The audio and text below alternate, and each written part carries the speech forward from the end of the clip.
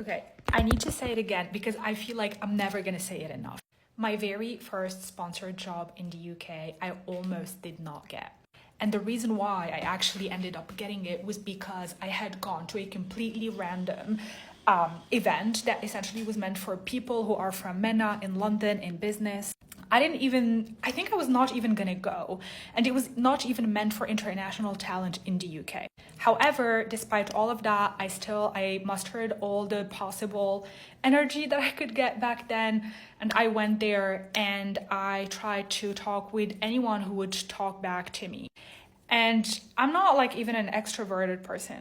But that does not matter because essentially I ended up meeting this person who put me onto the route of exploring internships as a way of getting my foot in the door. And I had my head so down because right after university, I only had a couple of months to actually be able to figure out a plan to stay in the country.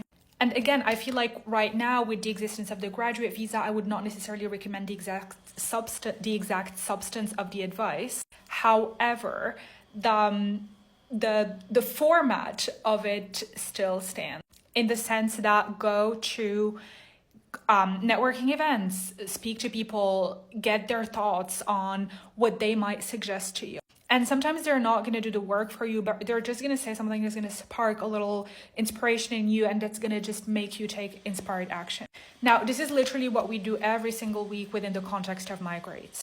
So for people who do not know, Migrates is essentially the first and only community for international talent in the UK that's actually trying to build an ecosystem to make sure that every single person, be it a graduate, a student, or even people who are looking to relocate in the UK, to essentially find an ecosystem that takes them from just not knowing really what they're doing to actually getting prepared, knowing I can't even speak, so that's how excited I am.